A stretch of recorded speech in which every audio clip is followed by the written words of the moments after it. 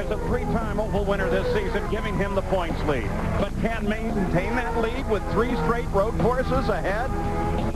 Well, if he's going to do it, he's going to have to do it from the 13th starting position, though 13th has produced a winner this year. Up at the front row, it's Team Penske, and that's the team everybody loves to beat.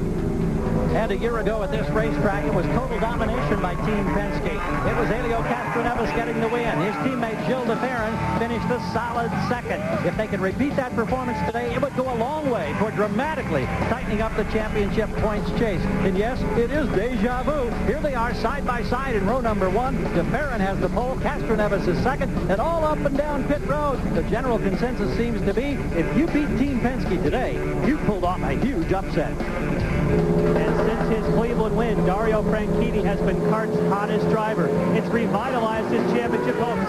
And you consider that today, Kenny Breck, the point leader, is starting in 13th position. Today might be a golden opportunity for Dario Franchitti to capitalize on some championship points. He'd love to win here. He's never done it. The engine's are to life. He's about ready to go.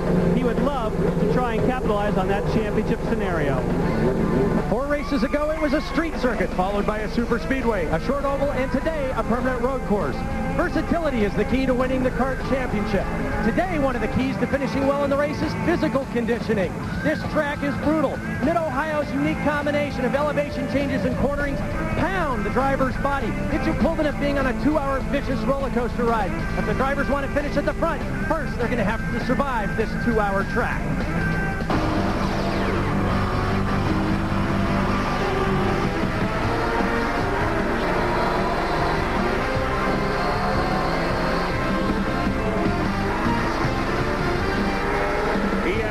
Speed World is live from the Mid-Ohio Sports Car Course.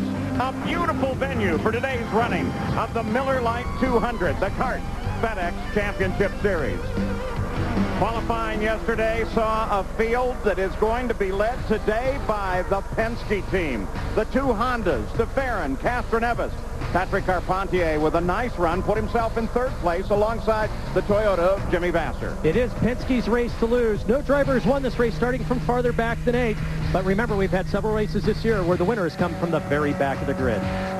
So that's the starting grid. There was a bit of confusion. Normally, the pole sitter, as we show you the race analysis, would line up slightly to the left going into the first turn. First turn here is a left-hander. But the race is flagged off over and coming out of the keyhole, and the first turn there is a right. At the last minute, de Ferran said, I'm going to start on the right, and that required everybody to move over to the right. Let's show you this circuit here, Parker. As you said, Paul, the start will occur down the back straightaway past the kink. All subsequent restarts and the checkered flag will come out at start-finish. Principal passing area down into turn 4 where the cars reach maximum speed of 195 miles an hour. Let's take a lap with Mauricio Guzman around this 2.25 mile circuit. Down into turn 1, 4th gear, 130 miles an hour. Light tap of the brakes, 3.5 G's here. That exit curve has caught a lot of drivers out in the past. Uphill now, steep uphill into the keyhole, braking from 5th gear down to 2nd, 70 miles an hour, off camber on entry and blind. You'll see all these corners have a concrete patch just on the outside. The drivers really need to hug the apex curves to take maximum advantage of grip from the asphalt. Now it's downhill, up through 6th gear, 195 miles an hour as they approach the braking zone. Hard on the brakes, down to 3rd gear for the sweeping uphill right-hander. We've seen passing attempts here in the past, and even in the left-hander coming through turn number 5. Then it's downhill once again. Light tap of the brakes, back to the right. Now the drivers have a quick little upshift and a flat left-right combination, blind up over the top. At 140 miles an hour, stab the brakes. Uphill, off camber, cresting blind corner, down into Thunder Alley. Accelerating hard now through 160 miles an hour. Hill comes down the pit straight, moves up toward the keyhole. Look at Paul Tracy's nose.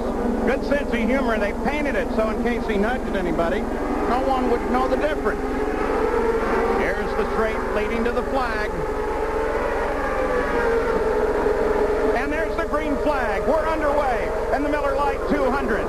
De Ferran rolls out in front. Jimmy Vasser comes up to contest with Patrick Carpentier. Vasser drops into 3rd. Always very careful about the first lap with these first corners. Great start there by Paul Tracy, moving right in behind his teammate Dario Franchitti. And Franchitti slotted in just behind Carpentier, currently running fourth. Parker, I'm very surprised they went green on that. It seemed to me as though the Penske guys just stood on it, drove away from the field. I didn't expect them to go green, but we got. Well, Joe DeFerrin runs out in front, running the first lap and concluding over on the pit straight. Everybody got through nice and clean. Michael Andretti, though, was up there with Pappas, and Zanardi got around him. But you can see Zanardi's dropped back there. There's a big wheel mark on the back of the right side pod there. Now Michael going back past Zanardi. Heading for the keyhole, heavy braking. They're going in side by side. Whoa! And Michael goes off course. Michael's off course, coming back on. Hey, just stay focused. Keep it going. We'll talk to him. Now Michael Andretti has Oriol Servia. And Servia's going to try to drop to the inside. Can't do it. So this was going into the keyhole. Zanardi just wasn't going to give an inch. And all the grips on the inside there. Michael is left on the outside. Not very much grip. And then Zanardi at the exit used up all the road. Didn't give Michael racing room. Michael had no choice but to go off to avoid contact.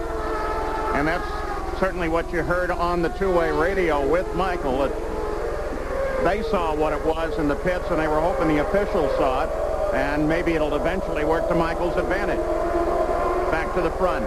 DeFerrin, Castroneves, Vassar, Carpentier, then Franchitti and Tracy. There's Alex Tagliani. He's got Tony Kanaan right behind him, and then Christian Fittipaldi. Tagliani working on Tracy.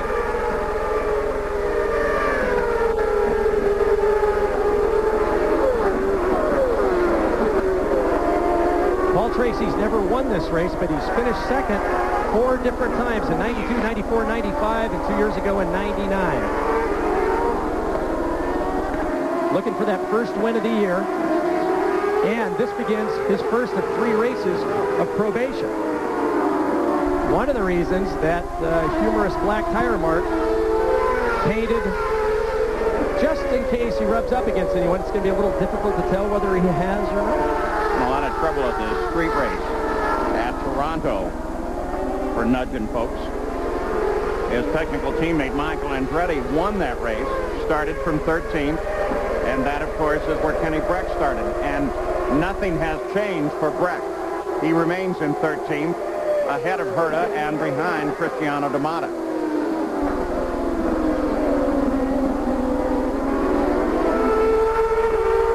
Again out of the keyhole, Penske's 1 and 2.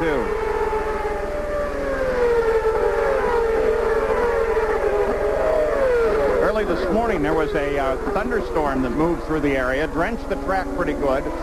Morning warm-up was kind of strange because of that, because they had to work the track back in. The track was drying out on every lap, a little inconclusive as far as the race setup, changing track conditions with every lap, and certainly it'll be changing every lap during the course of the race. And guys, just checking with one of the Firestone tire engineers, the ambient right now is just under 80 degrees. Track temperature is only 97 degrees at the start, so there's still evidence that the moisture from that thunderstorm this morning still around. Heavy air here, but much cooler than maybe what we're used to having here at Mid-Ohio. But I noticed, Gary, as we were outside prior to the race, that it seemed like it was becoming more and more humid. Oh, yeah. As time went on. Dripping already, were you? Field coming through turn 1. There's Kenny Breck. And there comes Gidley. Gidley moved up around Fernandez on the last lap, slowly working his way forward.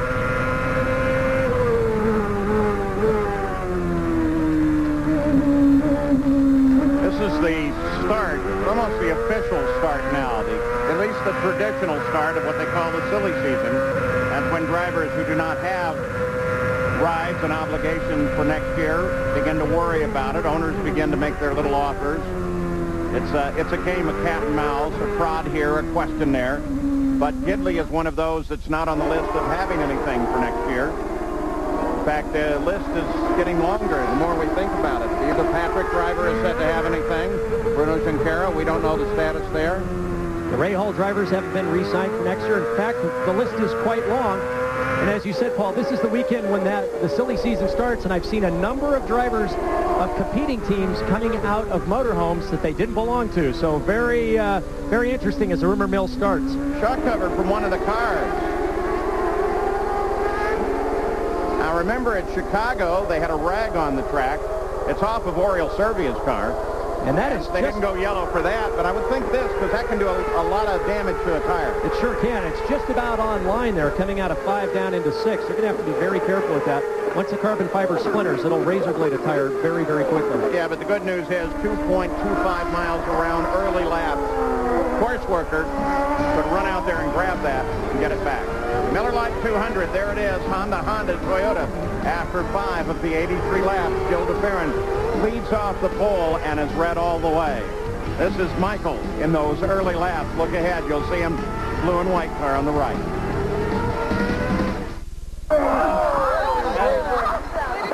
That was so cool. Let's celebrate. Okay.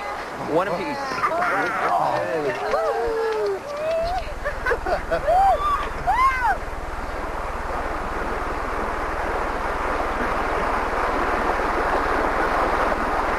Where's Steve? Enjoying the great outdoors? Grab a Miller Lite. It's Miller time. Don't drink my beer! You know, a chief executive is only as effective as the people around him. And so tonight, I see this as an honor for all our people. Their intelligence, professionalism, and their poise.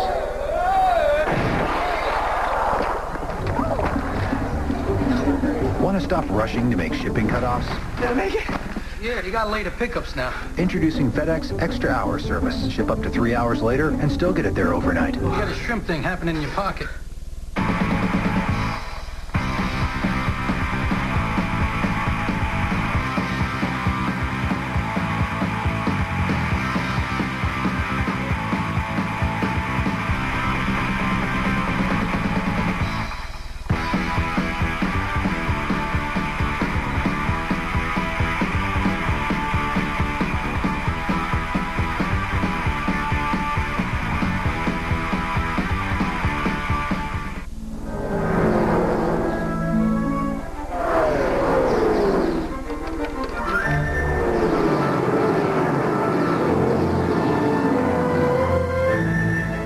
In supporting the NASCAR Weekly Racing Series, True Value is helping young NASCAR drivers become the champions of tomorrow.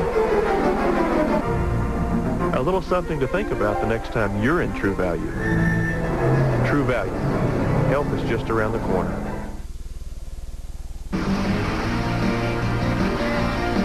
ESPN Speed World coverage of the Miller Lite 200 is brought to you today by Miller Lite. Grab a Miller Lite. It's Miller time. By FedEx, proud sponsor of the FedEx Championship Series. And by Land Rover. Come see what a Land Rover is made of. And this was just moments ago. Michael Andretti, suddenly a plume of vapor at the back of the car. He immediately pulled off, and it looks like another motor for Michael. He's had a number of mechanical problems this year, motor-related. We have no idea what happened at the beginning of the race yet in that open fracas, but I'm sure we'll find out as soon as he makes it back to the pits. Jan Beekes. I asked that question of Kim Green, who, of course, makes the calls for Michael Andretti, and he confirmed, at least at this time, it appears as though that was an engine, but they don't have enough data to confirm that.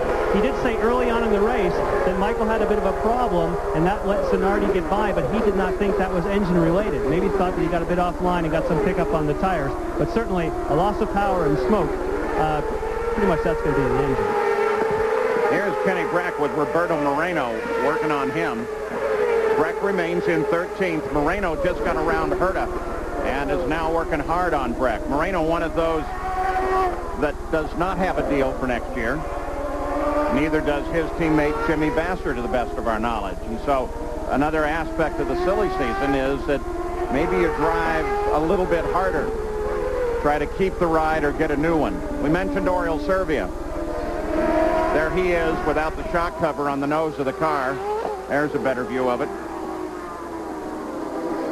Fortunately for Oriole, there's really only one long straight here, so aerodynamically it shouldn't affect the car too much or his performance around the track. Moreno coming onto the pit straight, working on Kenny Breck. They did get the shock cover from the front of from the front of Servia's car off of the track. Moreno here obviously has the faster car. If he's able to shadow Kenny, you can see Kenny checking his mirror there all the way into that straight.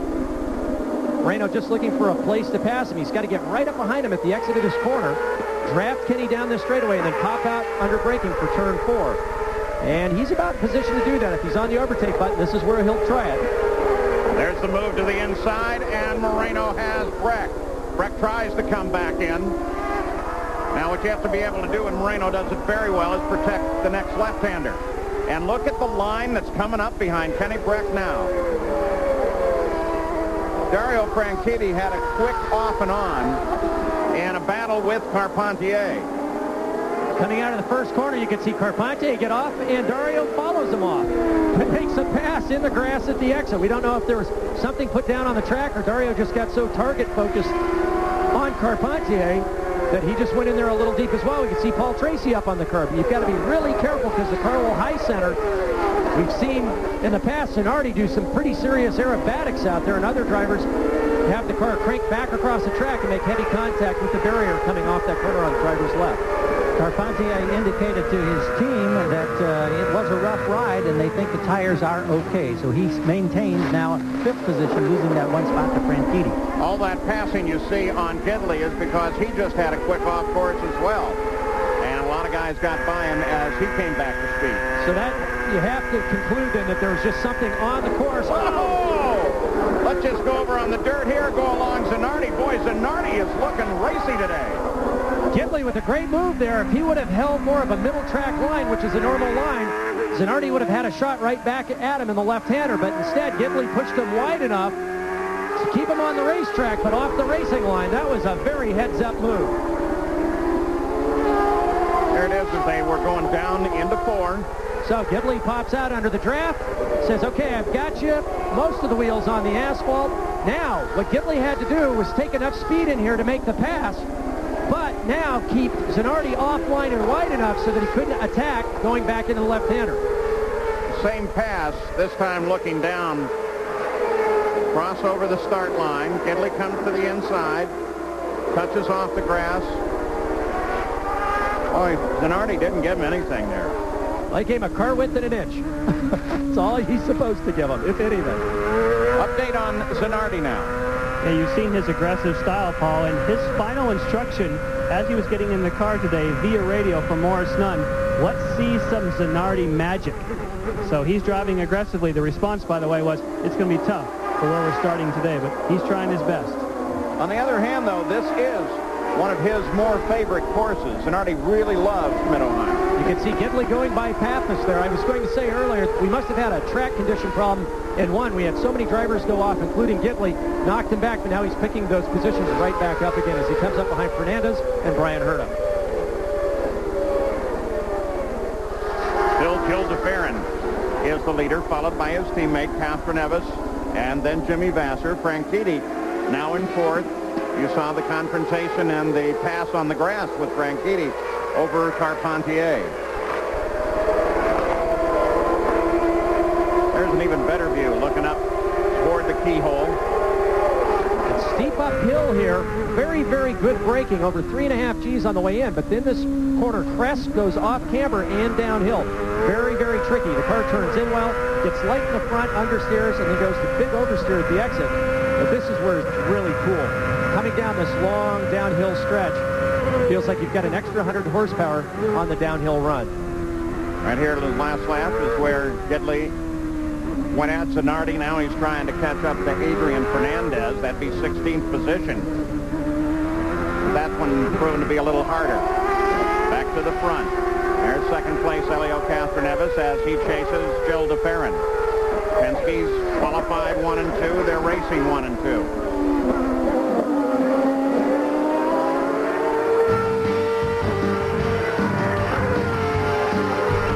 So at the Mid-Ohio Sports Car Course, the Miller Lite 200.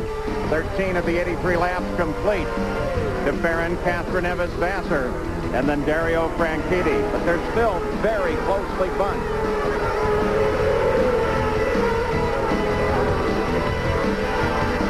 Hello, I'm Nigel Marvin with the Discovery Channel. I'm demonstrating how a great white shark flies. Yes, flies. 10 feet in the air, nearly 1 ton. It happens only one place on Earth, and we're taking you there.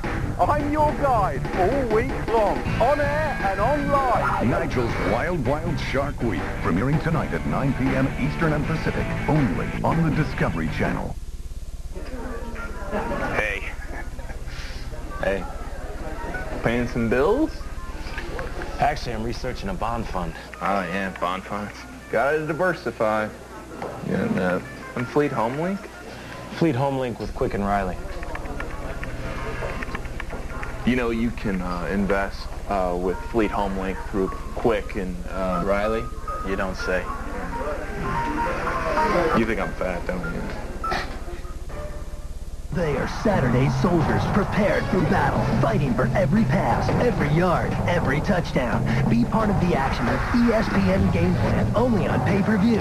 It's maximum college football with over 100 extra games you can't see anywhere else. Catch all the top conferences. To be there, all you need to do is get ESPN Game Plan, only on pay-per-view. To order, call your local cable operator or 1-800-DIRECTV or 1-800-333-DISH.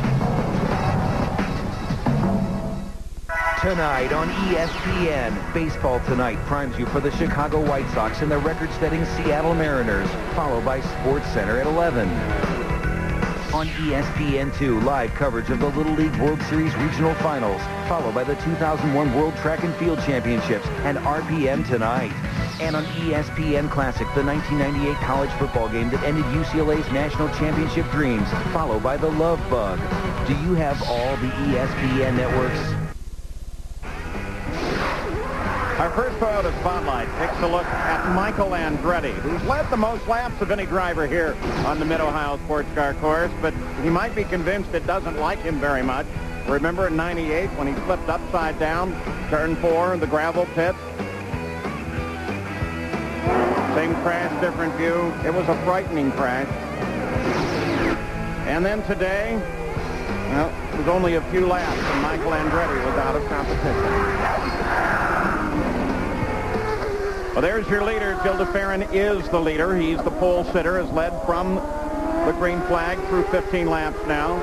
And while we were away, Nemo Gidley just suddenly really fired up. He's been driving very hard throughout this race. First, he attacked Brian Herta.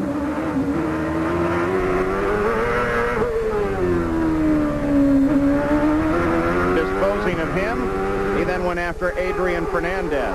And Brian Herta, shortly thereafter, came into the pits and has already climbed out of the car. This would be considered their hometown track. They're based just down the road in the suburb of Columbus, Ohio. Forsyth Championship Racing. Disappointing weekend for Brian. He had never qualified outside of the top 3 in his 5 previous appearances here at Mid-Ohio. Just couldn't get the car quite right for qualifying, and obviously mechanical problems today puts him out of today's race.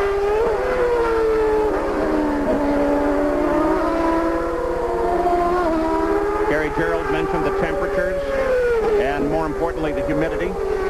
Perhaps the good news is it appears that we're going to have a steady cloud cover over the track, which is drastically different than it was yesterday. Sunshine was down on this track the entire day yesterday, and now the surface appears to be a little cooler, a little better grip. Here's Mauricio Guzman. When the Pac West team arrived here on Friday, and we were ready for the Friday test day, neither Mauricio Guzman nor his teammate Scott Dixon went out to practice. There was, in fact, no one in the pits, no cars in the pits, just their scoring stands sitting empty. It was later determined that there had been a contractual dispute between the Pac West team and Toyota, the supplier of the engines. That was smoothed over. Everything was fine by Saturday. They qualified, and now they raced. But they did lose a great deal of time on Friday that might have made a difference to them. By missing those 2 open open test sessions on Friday, they lost 3.5 hours of track time. In years past, that may not have been such a big problem, but this year there's a ban in in-season testing, with the exception of the rookies. Unfortunately, this driver, Scott Dixon, he's raced here before in Indy Lights, but he was also able to test here just before the Detroit race, and so he did have some track time. He did a credible job placing this car 12th, but missing a full day of practice, that's just huge, as competitive as this field is. Michael Andretti and Brian Herta both out in the early going. Right now, Herta is with Jan Deacon. And Brian, we saw them changing some electronics on the car. What put you out? Yeah, something, I'm not sure exactly yet. They have to take it back and look at it, but something mechanical went wrong on the car and just stopped us. I mean, it's happened more often than not this year. It's very frustrating, but it's racing, I guess. With the rain today, how are the track conditions? Yeah, it's a little slippery from the rain, but you know, not too bad at all. I mean, it's going to keep getting better for these guys as the rubber goes down. So, you know, as long as it stays dry, it should end up pretty grippy by the end. All right, thanks. Sorry you're out early. Sorry you're out early. Thank you. All right, thanks. Watching Jimmy Vasser now, currently running third. Lead Toyota in the field behind the two Hondas of the Penske team. Another guy that have no indication of what his future might be at Patrick Racing. We do know there's some interest from at least one other front-running team in Jimmy Vasser. His option apparently is up at the end of this month, and we'll see what games are played in that particular negotiation. Now the course workers here are reporting that they're keeping an extra eye on Shinji Nakano. He may be having a problem, the nature of it not reported yet. Of course, once again, that we're back to a large natural terrain road course like the Big Streak Circuit. You can't do this without the help of volunteers, and most of them come from the Sports Car Club of America and here Lake Erie Communications as well. They do a great job, and their total pay for the weekend, well, they might be able to join in on the kegger at the end of Sunday.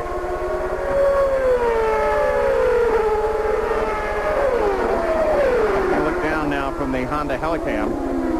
Gidley, Fernandez.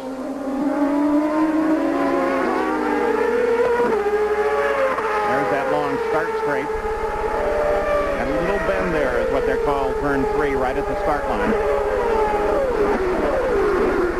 Gidley makes his move. Nemo very good on the brakes. He's just been phenomenal. These guys are taking him as deep as they can, and Nemo's able to go just that much deeper and still hold the line. And so now he lines up, getting ready to work on Kenny Breck.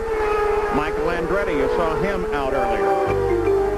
Yes, Paul, and we assume, Michael, that was engine when we saw the smoke from the back of the car?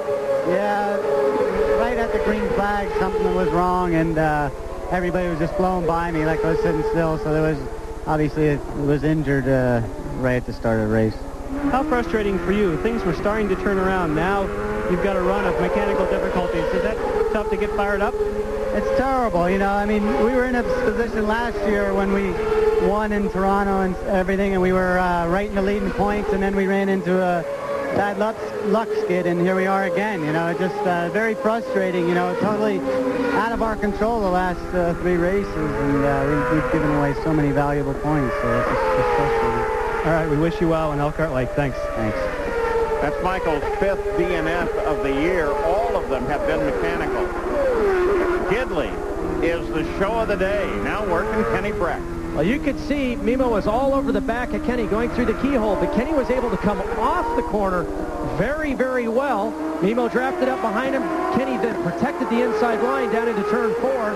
And Mimo just didn't quite have enough draft and braking ability to make up a couple of car lengths. But you can see he's just hounding him. Once he gets clear of Kenny, Mimo will take off. He's got to set this pass up way over in turn 2, though, so that he can get it done going down into turn number 4.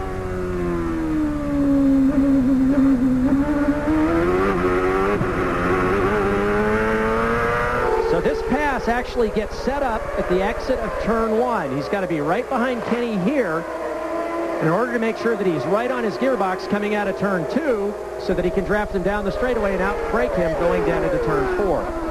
So this is where the pass starts now. And he's got him this time. Watch what... Oh, boy, Kenny is so good coming off of that corner. He pulled out almost 3 car lengths that time. Well, so much for that idea.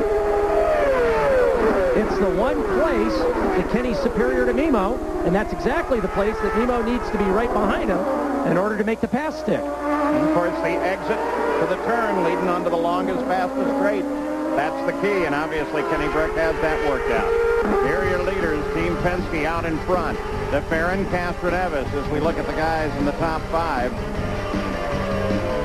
22 laps are complete. It's Honda, Toyota. There's third place Vassar. Second place, Castroneves. And your leader, Joe DeFerrin.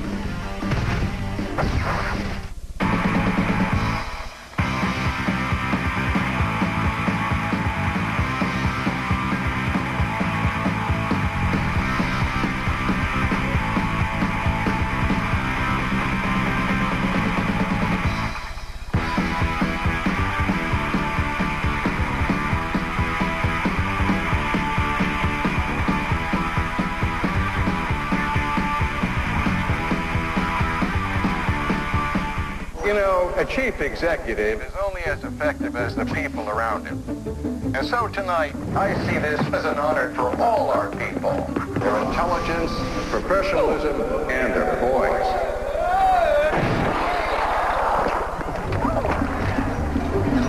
Want to stop rushing to make shipping cutoffs? Did I make it? Yeah, you got later pickups now. Introducing FedEx Extra Hour service. Ship up to 3 hours later and still get it there overnight. You got a shrimp thing happening in your pocket. What the heck is going on down here?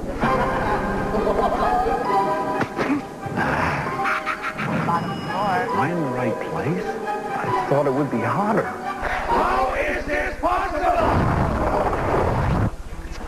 Wow, Jim Young actually bought a round?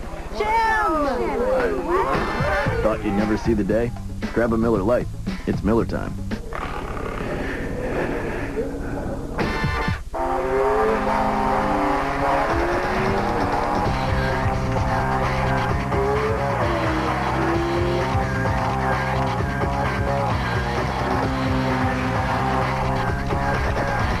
Two-time AMA Superbike champion Matt Mladen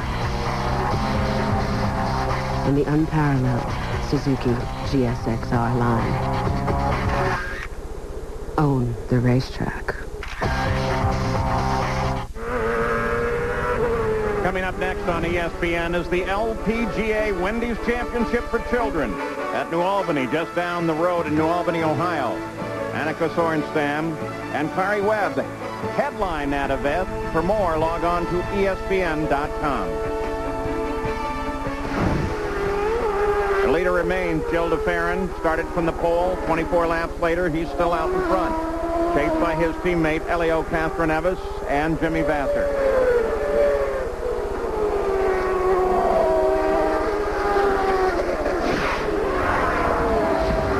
Second Toyota Spotlight takes a look at the brake systems on these cars and how much dust tends to pour out of them. Watch the brake dust as they pull the wheels off on the ground here. You'll see that today in the pit stops as well. You can see it pouring out of the wheels.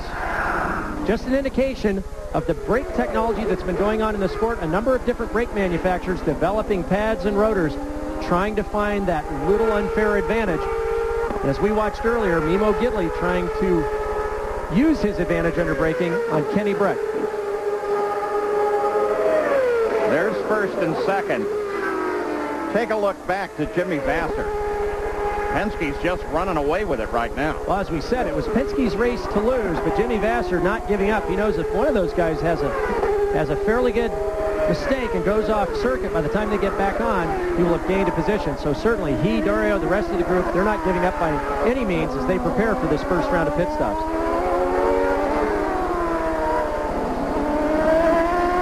Jimmy Vassar, 8.2 seconds behind the lead, Jan Bikas. And he's working hard at it, Paul. So much so that he is expected to pit on lap 29, and by virtue of the fact that he's trying to stay with the leaders. We understand the Penske team is not far off of that. However, some of the others we might not see on pit road till lap 30 or 31. So Vassar certainly giving it the old college try and using the fuel to go along with it. What'll be important to these teams is the actual pit stop interval, not the wheel stop to wheel start in the pits, but the net effect lap in and lap out on the pit stop. And whether that is a 55-second or a 35-second overall effect. Telling Vassar pit 3 laps from now, exactly what Jan Bika suggested. And those in and out laps are absolutely crucial. That's where the team managers really push the drivers to make that in lap the best lap of the race, and then the out lap on full tanks and cold tires just as hard as you possibly can drive, because you can make up huge amounts of time if you're right on the ragged edge on the way in and the way out. Kenny Breck holding up this whole group of cars now. This group has been slowly fading back from Cristiano D'Amato, Roberto Moreno, and Scott Dixon. They're nearly now 14 seconds back from this group. Dixon just had a quick off and on. And that's exactly where Carpentier and Franchitti had their little pass earlier, coming off the final corner on the pit straight, heading for turn 1.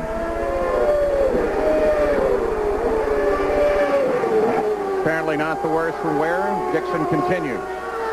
27 laps. Complete working number 28. Earlier we thought there was a track condition problem with turn 1. The other problem there, Paul, is as you come underneath the bridge, it's a blind entry. There's a yellow curve that delineates the pit out. Just to the, you'll see it on the right side of the screen almost up there. And the drivers can't see that apex curve until after they've committed to the corner. And if you miss that by just a few inches at 130 miles an hour, it puts you off on that very steep exit curve and then out under the grass. So it's a very, very difficult corner to time and to judge. Roberto Moreno took advantage of the off and on by Dixon and moved him up to 11th place, now chasing Bruno Junqueira and Christian Fittipaldi. And now the leaders, for the first time, are beginning to close on traffic. Just ahead of Gil DeFerrin is Oriol Servia, then Max Wilson. And Jimmy Vassar now has been able, over the last 4 laps, to close up the gap on DeFerrin and Castroneves by 0.7 of a second.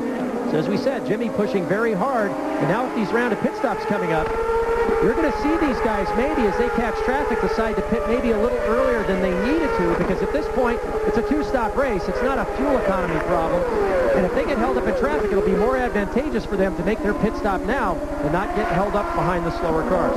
We mentioned that concern about a wicker bill on Wilson's car. You saw it sticking up in the air there. Tony Kanaan, first to make his stop.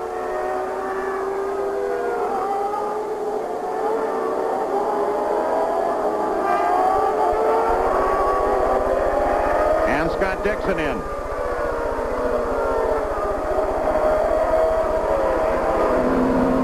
Gidley's coming in with Adrian Fernandez right behind him. Gary Gerald. Looking from pit out, there are 2 Penske pits immediately in front of Gidley. There's all that brake dust that Parker was talking about on the tire change.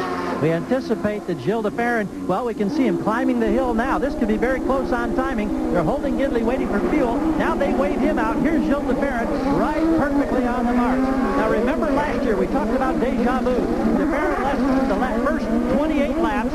Then he lost the lead to his teammate, and Castroneves led to the final 55. DeFerrin is rolling in 12 seconds. A lot of traffic as he gets out clean. Jan? And Gary, 12.7 seconds also for Jimmy Vassar, so almost an identical time to the Penske team. However, he had a little trouble getting into his pit box going around Fernandez. Now we have a bunch of other people, including the players team, laid out for their stops. Paul Tracy just left the pits. There's Helio Castroneves. He stays out, picks up the lead. You'd expect him in next time around. Kenny Breck remains out as well. So pitted thus far, DeFerrin, Vassar, Paul Tracy, Kanaan. Zanardi's in the pits now. And here comes the leader of the race, Helio Castroneves. Picked up the lead when his teammate Gil DeFerrin went in. All right, watch your speed limit. Led for 1 lap. Here, all alone.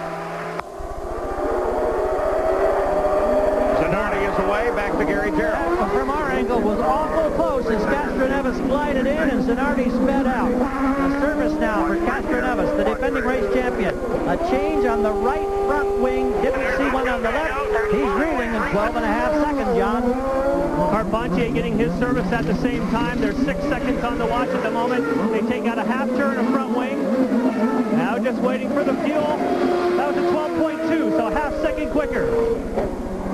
It's Kenny Breck, of course. And guess what? It's not just Breck. It's also Max Pappas, the Rahal team. And there's some pretty serious damage to the left front on Max Pappas's car. So the teammates that got together at Michigan.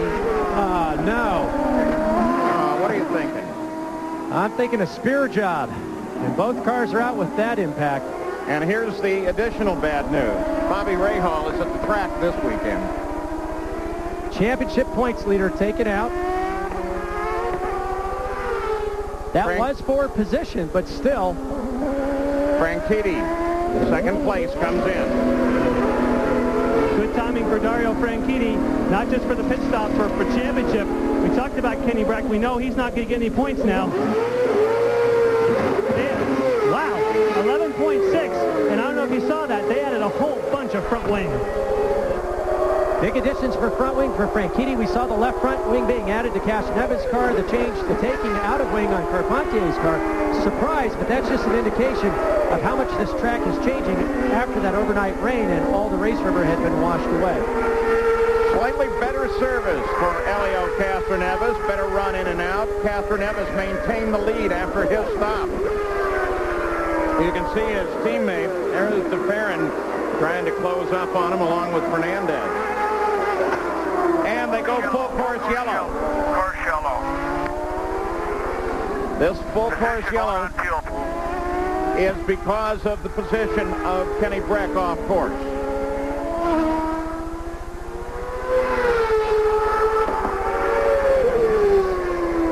Yeah, the car, you can't really tell about the right rear, can you, Parker?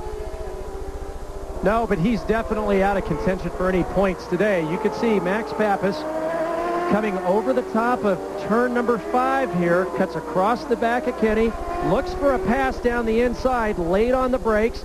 Kenny at this point doesn't know Max is there. You can't see anyone in your rearview mirror, and you're not looking for him as busy as this section of track is. You have to stick the driver. That is, you have to get side by side, leaving him no opportunity to turn in for the corner. If you leave a driver that much room, he's going to come back to the inside, and if you've got that much momentum and can't avoid him, it leads to an accident, and that's exactly what happened. And so there is the end of the day for Max Pappas. Everyone has stopped, save one car. That's Oriol Servia. He is still running on his first tank of fuel. And during that round of stops, Christian Fittipaldi was in and out. And there's the view from the back of the car. Check everybody out. And he's away. From the quarter mile at St. Louis to the third turn at Talladega to the pits of Laguna Seca. Wherever innovation is the margin between win and lose, the pros reach for the same tools you do. Craftsman, the official tools of CART, NHRA, and NASCAR.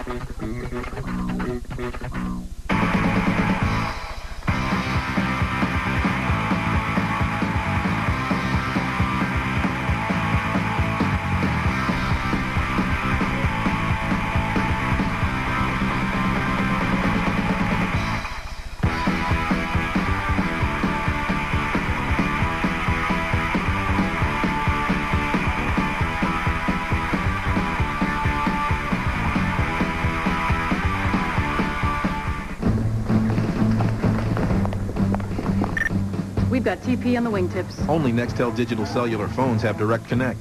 Static cling coming at you 12 o'clock. A digital two-way radio feature for instant contact. Code red, there's snow on the mountain. I repeat, snow on the mountain. Good luck, sir.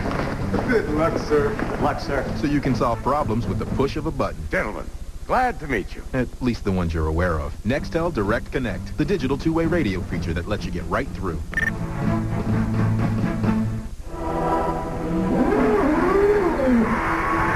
At 160 miles an hour, your heart rate triples. At 200 miles an hour, your muscles strain and distend. At 230 miles an hour, it's not uncommon for headaches to begin.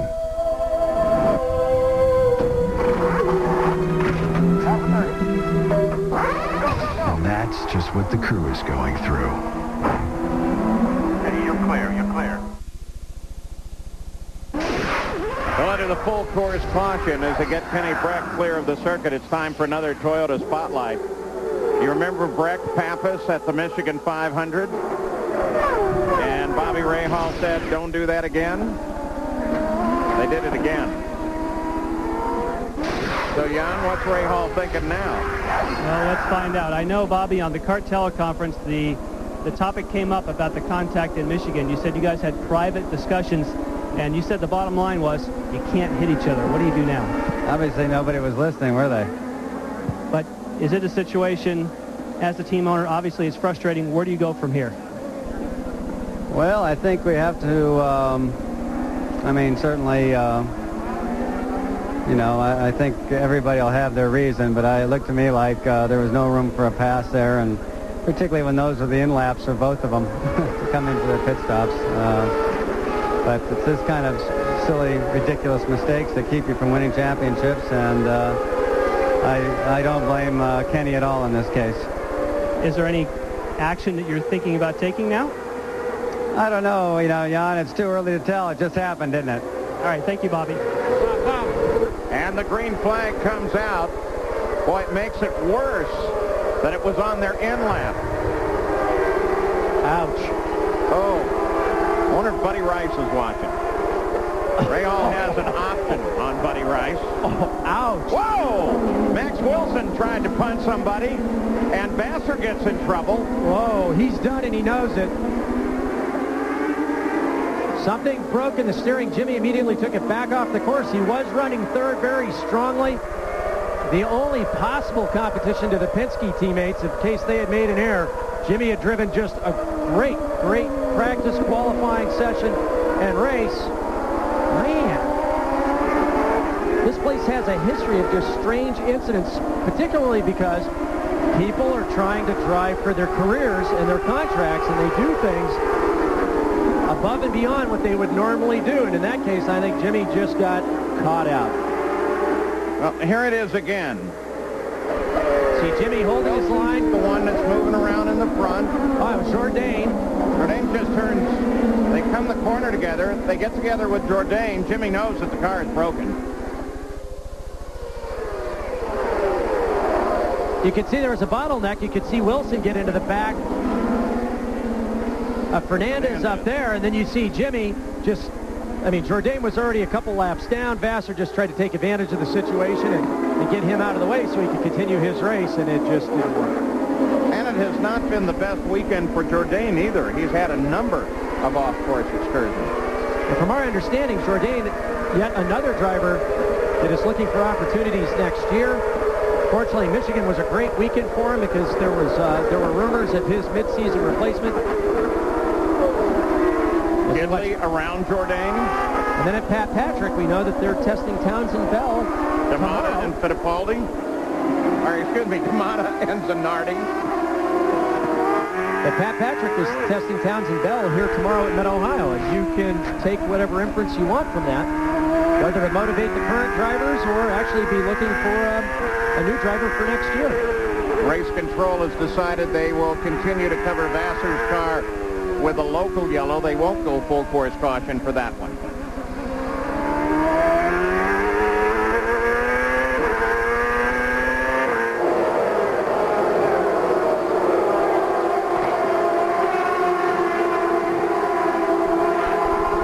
Gidley and Zanardi back there arguing for 13th, and Gidley goes off course big time.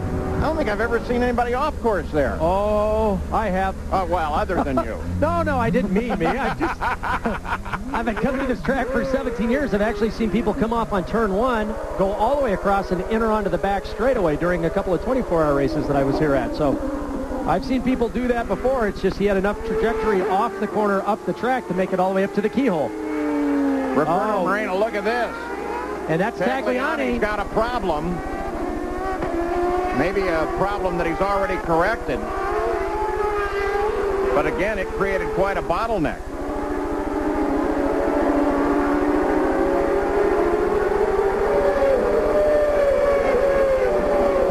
And here is Gidley. Coming into turn one. You can see, just gets up on the curb on the exit, starts doing tank slappers there and gets off onto the grass.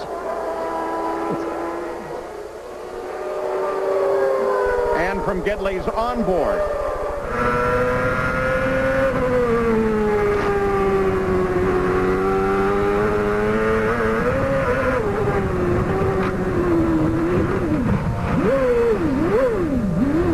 Just keeps it running. He's got the brakes locked, gets it stopped. I don't think I've seen a driver that busy in the cockpit since maybe Montoya. Wow. Look at Moreno. He comes alongside Christian. See, that's a good example. Thank you. That's a really difficult section to drive with one hand. As you can see, that was Tagliani, I think, trying to get back on the track. So he was obviously off course at the end of turn 4, down in the grass and then coming back up. So while Roberto's getting a little friendly wave, he had traffic there at 3-4 o'clock position coming up. And that explains Tagliani. Max Pappas made it back pit side. Jan? Max, tell us how that unfolded from your vantage point. Say again? I didn't get... Tell us how the incident unfolded from your vantage point. No, Kenny. We were coming... Sorry again. Wait a second. We were coming in the lap after. And I was coming in the lap after. Kenny made a mistake on the previous turn. He ran wide, and he pulled on the left, and I thought he was going to let me go. So I came in, and all of a sudden, we touched each other. Does that make it tougher when it's your teammate because you thought he was going to let you through? I was sure, because he made a mistake the previous lap, and he put himself on the left side. So I thought that was time for me to go, because I knew he was coming in the pit. And I'm very sorry for everybody, Team Rahal. This is, it's another unwanted situation, and I don't really know what to say. You had long discussions after the Michigan contact. Obviously, more discussions necessary? I don't think, there is a lot of discussion to be done here, We have a good relation with me and Kenny, and I feel very sorry for what happened, but as I said,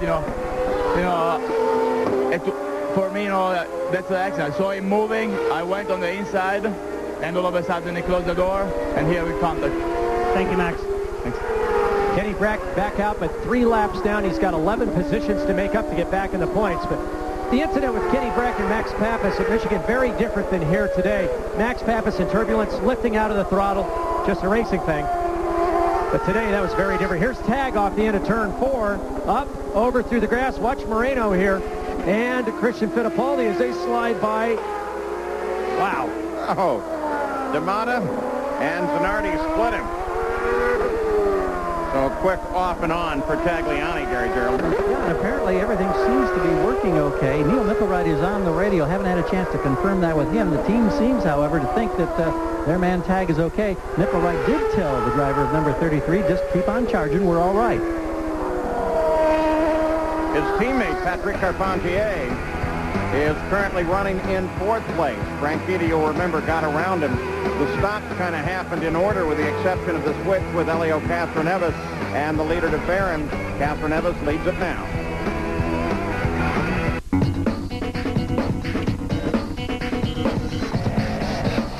Don't forget to grab your front row seat for the next edition of Music Choice on Stage presents Live Music Channel.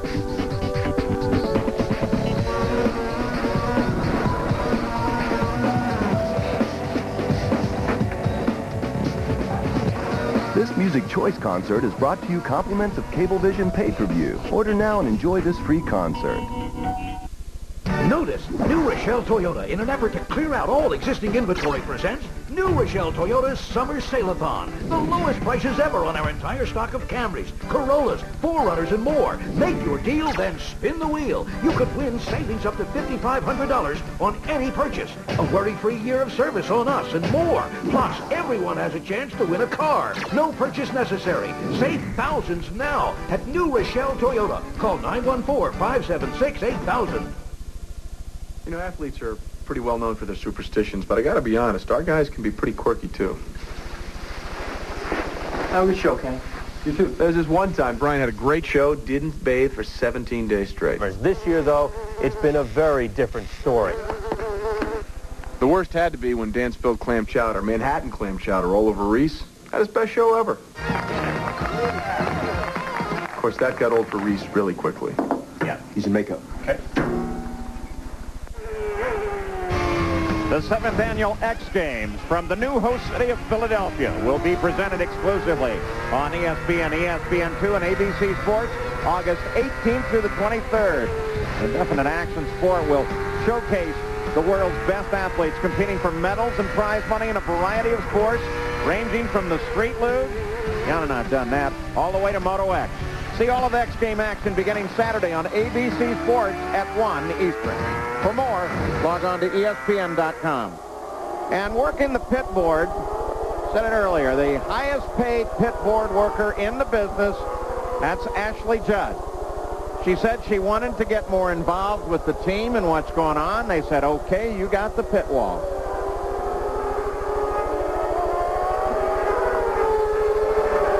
Dario gets the board, acknowledges the signal, and 5 other drivers check it out. Don't you think that would be a massive distraction every time you went down the pit lane? Yeah, it certainly would be for me. It is every other time she goes by. Gary Gerald. Jimmy Vasser started this day trying to protect the top 10 spot in the point standings. Doesn't look like that'll happen. How tough was this incident, Jimmy? Well, we haven't got hardly any points since Japan. I seem like I keep having these interviews with you, Gary, while the race still goes on. But, you know, the Patrick team had this good car today, and they've done a good job all weekend. And I reckon we were first in class, but... you know, lap cars in between us, you got to get through them, and you know, it's my understanding that they, that they're going to, from the drivers' meeting and everything, that they're supposed to yield, to the cars that are on the lead lap and racing for the lead. And I haven't seen the video. I mean, I felt like I was up on the inside of Jourdain, and then he came down on me, I guess. But you know, I have to see the video really before I pass judgment. But it's just unfortunate again. But we had a good car. You mentioned first in class. Is there anybody out there that's capable of beating the Penske cars today? No. There you have it, boys. Pretty definitive answer. You know, Jimmy is usually a pretty good diplomat about things, as witness his answer relative to Michel Jourdain. But that's pretty absolute in regard to the Penske cars. Now let's go back. We're going to look at this Max Pappas Breck thing one more time. Go back a little deeper to where Max referenced that Kenny got wide. Down into turn 4, normal line. Back to, you can see there, Kenny was off the inside. Max got a better exit right on the inside of the apex. Just mixed signals there. He thought Kenny staying wide to the left was giving him the inside line. But unless you can get up wheel to wheel to a guy to make sure that he can't come back on the inside, or you know that he can see you there and knows that you're coming, understanding that if he turns, there's going to be an accident, that's a very difficult place to make a pass and to pull one off successfully on any sort of regular basis, especially if it's the in-lap and you're coming in for your pit stop. Exactly what Bobby Rahal was saying. I'm sure he's going to be elaborating on that when he gets both guys back into the trailer. Gidley has been quite a performer, currently runs 17th, but he's had his times off and on the course, Gary. Yeah, and Paul, unfortunately for Mimo, he may be now paying the price of that off-course excursion we saw a few minutes ago. We're told that the left front wing appears to be, or apparently is coming loose. Just what impact that has in his handling at this point, I, of course, don't know. Well, we sure saw some very busy hands in the cockpit. As on the pit straight, we ride again with Gidley. These cars are so sensitive to the smallest changes, and yet guys can take wild rides off course and through just pure determination be able to get the cars back into position. You can see it's missing, it looks like it's missing the outboard skirt on the left front wing. These cars are actually very, very fragile. When you're doing 140 miles an hour bounding through the grass, you can't help but damage a lot of the aerodynamic devices that are bolted to these cars. There you can see that it's torn off the left front end skirt and wing plate there. We get a good shot of it here. I'll help you out identifying that. There's a good one. Well, that's the good one on the right side there as he comes back at us. Right here, you can see down at the bottom, it's missing the horizontal skirt. Helps funnel air to the outside of the tire, also redirects air to the under tray. So if anything, he's going to be picking up some understeer with that piece missing. Requires a slight difference in driving style, a little bit more brake into the corner to help load the nose a little bit longer. And that is not how Mimo drives. He drives on throttle, on turn-in. Gidley has been one of the better stories this year. coming from a series of one-off rides to getting this offer from Chip Ganassi. So for Fernandez, he's driven 9 of the 15 fastest laps in this race. DeFerrin, interestingly enough, has the other 6. You know, a chief executive is only as effective as the people around him. And so tonight, I see this as an honor for all our people. Their intelligence, professionalism, and their poise.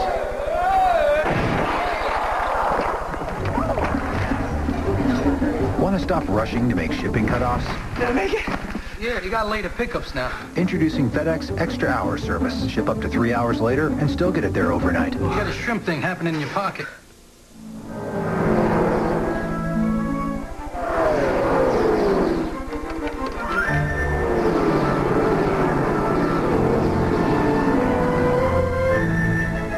In supporting the NASCAR Weekly Racing Series, True Value is helping young NASCAR drivers become the champions of tomorrow.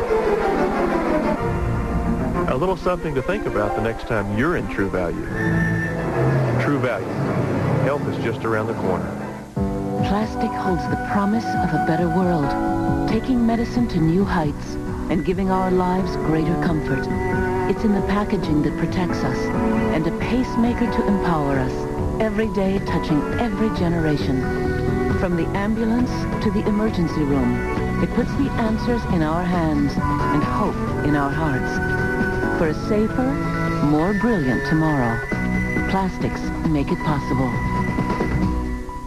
Your 2-minute drill begins now. Coolio, which Indians hurdler led the American League in strikeouts in 1955 and 56, his first 2 years in the majors? Pass. Perps or? Which wide receiver was the first San Diego Charger inducted into the Pro Football Hall of Fame? Lance Allworth. Lance Allworth. ESPN's 2-minute drill, 7 and 7:30 Tuesdays. Back at the Mid-Ohio Sports Car Course, the Miller Lite 200, Gil DeFerrin is the pole sitter. He led right up to the first pit stop. His teammate running in second place, and then Elio Castroneves got out of the pits ahead of DeFerrin, time-wise in terms of the spot, and now has the lead of the race over Gil DeFerrin. We take a look at the recap of the race for you. The 2-liter changes noted there, and Oriol Servia with the best move of the day thus far. Some interesting outs. Perhaps the most notable is not an out, but an off course by Kenny Breck. He is back on course after colliding with his teammate, Max Pappas. Pappas' car was not repairable. They were able to get Breck started, but he's 3 laps behind the lead. The race record here at 110.7 miles an hour, held by Al Unser Jr., and today's average right now is at 111.58 miles an hour, so we may be running on a record pace. Patrick Carpentier currently sits in 4th. The Ford behind the 3 Hondas that run at the front. Carpentier has really had a great year. Not unexpected. We thought once he got going he'd be good, but at Toronto it was Tagliani who finished up in second place, and then Carpentier scored that win at Michigan, and a big one it is, and it propelled him right into the second place finish at Chicago. A little earlier today, before the start of the race, during an interview, pie in the face from Tagliani. And that's a French-Canadian way of saying happy birthday, Pat, as tomorrow is his 30th birthday. That's why helmets should always be required of drivers at all times. But these guys have been on a tear. Tag with his best finish ever at Toronto. As you mentioned, Carpentier with that breakthrough first kart win at Michigan, second place last week. These guys are hooked up. With the addition of Bruce Ashmore, who used to be head of Renard for North America, coming to the team this year. Tony Sapelli working with Tagliani. It's taken a few races to get all the different personalities to gel, but these guys are coming on strong. This driver, Carpentier, awarded his team with that first win at Michigan, being one of the first drivers that we know of to have signed for next year. And there's Oriol Servia. And the shock cover, of course, still gone. You can see the radio antenna coax hanging up in the air there. Despite all that, he made that 11 position move.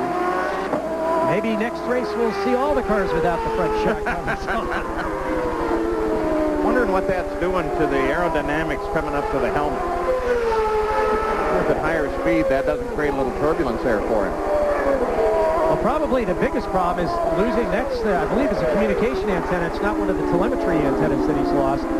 So communication with the pits would be lost. Bruno Junqueira and Roberto Moreno, best battle on the circuit right now. It's a fight for 7th. These two have been really going at each other. Pretty heavy fight here.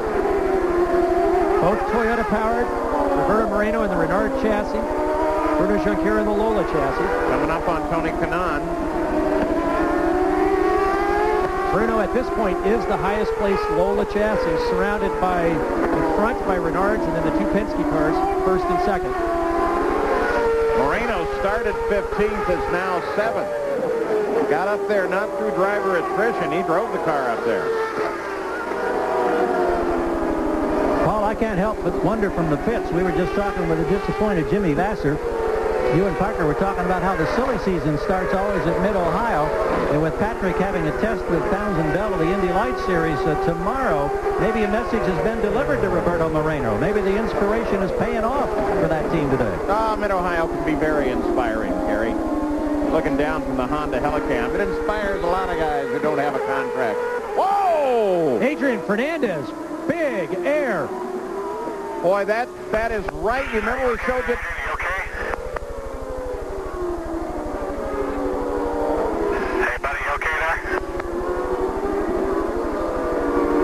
Remember the video we showed you earlier of Michael Andretti? This is not dissimilar from that. We may not showing that he's okay. That's great. Apparently the radio not. He may not be able to transmit. Who knows what was broken in that crash? You go down into that corner at 195 miles an hour. When I first drove here 17 years ago, this whole area were nothing but the whole area was trees. And Mid-Ohio has made constant safety improvements, and thank goodness they have. You come down through the grass, it's downhill. He just goes straight over the gravel trap at high speed and hits the tires just, oh man, that's a huge impact into those tire barriers. But fortunately with the safety improvements here, that wreck would have been very different not very many years ago when that was still nothing but a guardrail right on the edge of the track and solid forest. So full course caution comes out. Look at all the tires that he pitched out of there. Now the Hans device on the road courses is recommended but not required. Look at this one again. That is a stuck throttle if I've ever heard one. You can hear the rear tires powering all the way through the gravel and even up onto the tires. Fernandez is one of those that wears the Hans device. In fact, I think all of them have figured out that's a very good device to have. Climbs out of the car after that situation. There's some very good news.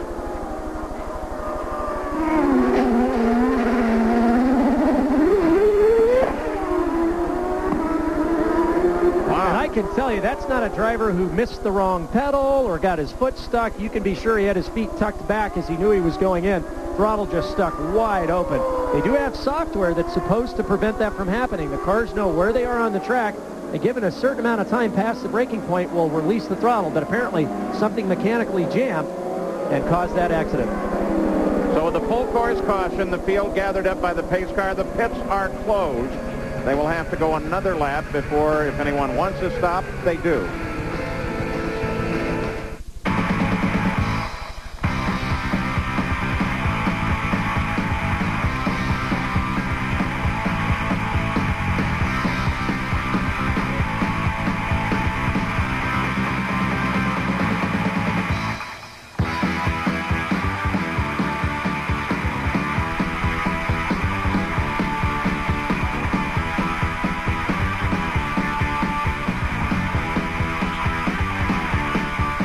Before I quit smoking, I asked my doctor, is Nicorette safe? And he said, of course Nicorette is safe. Smoking is not. Nicorette has been proven safe and effective in dozens of clinical trials. And Nicorette offers the Committed Quitter Support Program, which my doc said is clinically proven to increase my chances of success by up to 50%. And when he told me that only Nicorette comes in mint and orange, I knew that that was the right choice for me. So I took my doctor's advice, and you know what? It worked. You can do it. Nicorette can help. Remember high school zoology, Daisy? Fire away, Alex. I'll bet you dinner you'll never get this one. Bring it on. What's the world's largest lizard? I think I need a drink of water. Only at Radio Shack. Get the Compact Creative Learning Series system with a library of software. Get up to $400 in rebates with 2 years of MSN Internet access at $21.95 a month. Daisy, you are so busted. Radio Shack. Pizza tonight, Alex? That was so cool. Way to end the day. Let's celebrate. Okay. One apiece.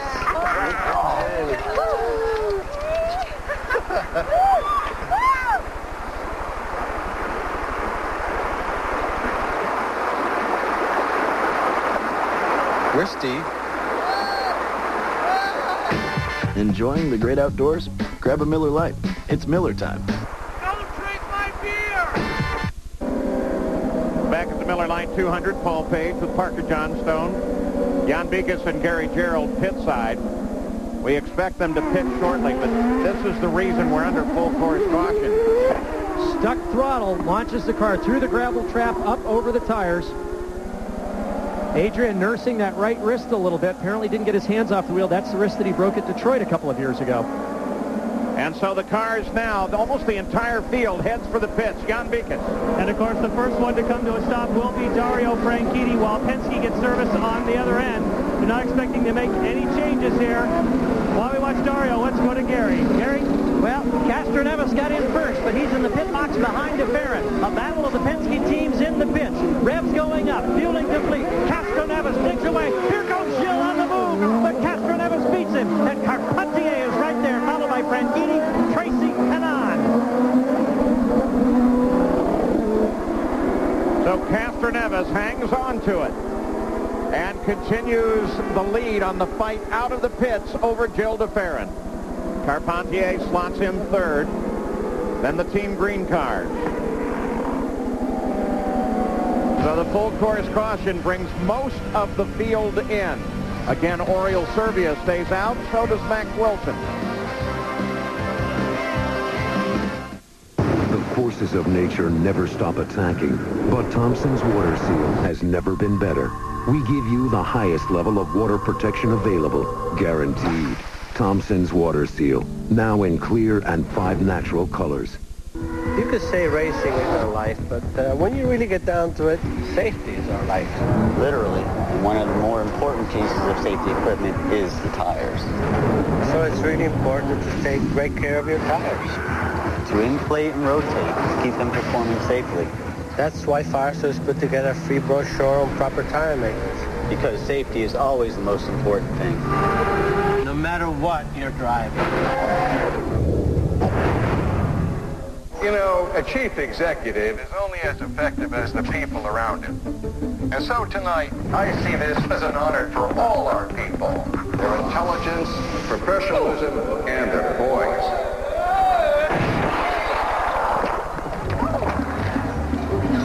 Want to stop rushing to make shipping cutoffs? Did I make it? Yeah, you got later pickups now. Introducing FedEx Extra Hour service. Ship up to 3 hours later and still get it there overnight. You got a shrimp thing happening in your pocket.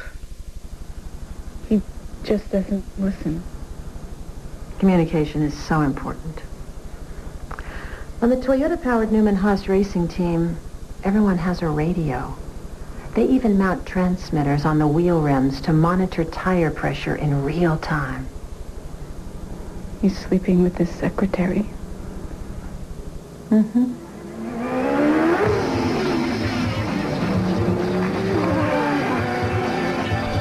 The forces of nature are waging a war, and the target is your deck. But Thompson's Water Seal will stop them, because when others fail, Thompson succeeds, protecting your deck like no other, guaranteed. Thompson's Water Seal. It never takes a day off. The Little League World Series is underway, and ESPN and ESPN2 will have coverage of 31 games. The Midwest Regional Final is tonight on ESPN2 at 6 o'clock Eastern, followed by the Mid-South Regional at 8 o'clock. For more, log on to ESPN.com. The second round of pit stops now complete. We have an interesting vantage point for you. Looking at them coming in. Ooh, those are busy pits. That's rush hour traffic. Boy, look at that with Penske. Just calm, collected. Right until here. Yeah. Then it's the mad dash out. Fernandez rolls first, then to Ferrin, then Carpentier.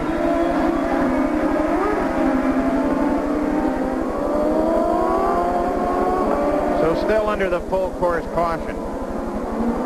Oriol Servia is the leader. It's been 23 laps since his last stop. He's only got another 5 or 6 laps of range before he'll have to come in. Max Wilson also has not yet stopped. So when Servia goes in, it goes back to being Catherine Evans, DeFerrin, Carpentier, Franchitti, and Paul Tracy. Now in 6th place, he'll assume 5th. That's an interesting look. I kind of like that. You could have a little onboard camera so you could watch the damper displacement, spring displacement, as Oriol brings him back to green now. Off of the carousel, green flag ahead. Kenny Breck headed for the pit road right behind the pace car. Man, did he get a good jump over everyone. Nice job, Oriol. You would think that Castroneves and DeFerrin would have been right up behind Shinji Nakano so they could displace him and get to Oriol, but Oriol just took off. Now keep in mind, Oriol has got scrub tires. He's got very little fuel left in the car, but still, when Kenny Breck came in, you stayed to the far outside of the track on the pit in, so it should have kept the inside line to the carousel clear, but apparently they got tangled up somehow and dropped Castroneves and DeFerrin back. Moreno. Canan was able to get around him during those stops, and now Moreno wants to slot back. Tight bunch here around 7th place. Now that yellow came out a little bit early in the pit strategy. They wanted to go a little bit farther, but they should be able to make it now to the green without any further stops. So it'll be interesting to see what happens here.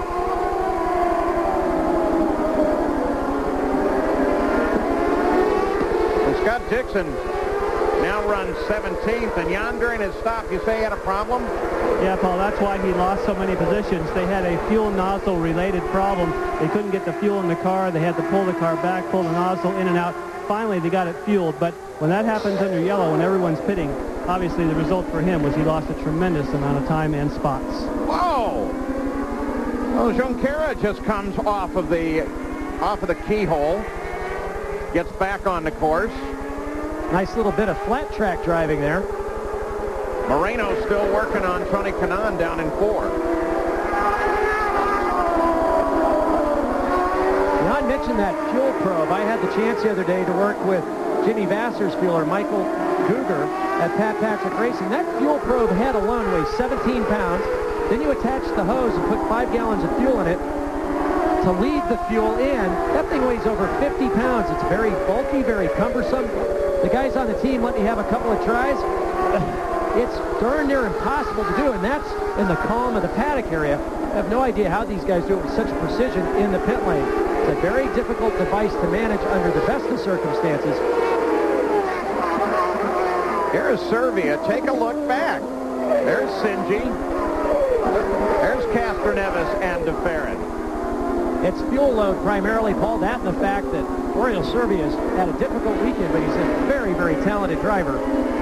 And he's going to bask in the glory while he can before he comes in for his pit stop in the next couple laps. Also, the Penske's can control the pace at this point.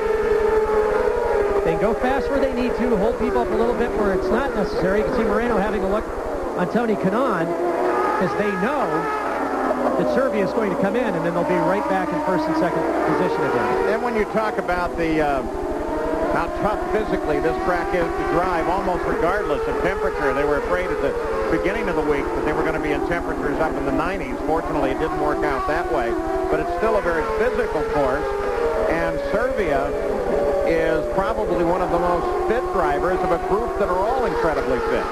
I got to work with Oriole the first time that he drove on his first oval at Homestead a few years back with Dorcott Racing and Indy Lights, and he was in pretty good condition. And over the last few years, he is now in outstanding physical condition. He trains very, very hard. He's very dedicated to the sport. And this track, Mid-Ohio, is the one track that motivates all drivers during their winter training programs. Remember, years ago, it could be 20 degrees outside. I really didn't want to go run at 6 o'clock in the morning, but I thought about the heat and humidity of Mid-Ohio and what a pounding my body was going to take, and that's what kept me involved in 3, 4, 5 hours a day of training all through the winter and then during the course of the season leading up to this race. And what do you do on the off weekend? Well, you saw Cristiano D'Amato. Part of staying in shape, he just goes and wins a triathlon. You know, that's something to do. Well, I talked to Tagliani, and he said prior to this weekend having a weekend off, he spent 4 days in Las Vegas in 110-degree heat all day long in his 125 twin shifter cart in preparation for Mid-Ohio. So the guys take this track very seriously because they are beat up by the time the checkered flag comes out. So 60 of the laps complete, 23 to go. Servia will have to stop sometime. Guzman runs back in 16th. And when Servia stops, Fernandez, DeFerrin, Carpentier, Franchitti will all move forward. Kids, Part-Time USA just got $1 million makeover and all your fantasies become realities. Step into outer space and play laser tag. You've never seen laser tag like this. Climb to new heights on our ultra-safe rock wall. Ride on the twister, bump into a friend, swing into action, or take a shot at your favorite game. All at Part-Time USA, the party capital of the world. Part-Time USA, Elmford, New York, 592-2111. Nothing throws a wrench in your day like having your car break down. A routine checkup by quality Ford technicians can help prevent emergency care down the road. There's an oil over here. It'll be 2 liters of 5W30. Stat. There's a leaky head gasket. Better cut off the fuel supply and prep the engine. I'm going in. I'll just take the plugs out here. Vitals are stabilizing. It's all finesse. Am I going to be able to drive it? Don't worry. She's going to be just fine. Nobody cares for your auto's health like quality Ford. Do you want to see the greatest baseball comeback in 76 years? The Indians' miracle victory over the Mariners. It's an instant classic, and the only place to see it is on ESPN Classic.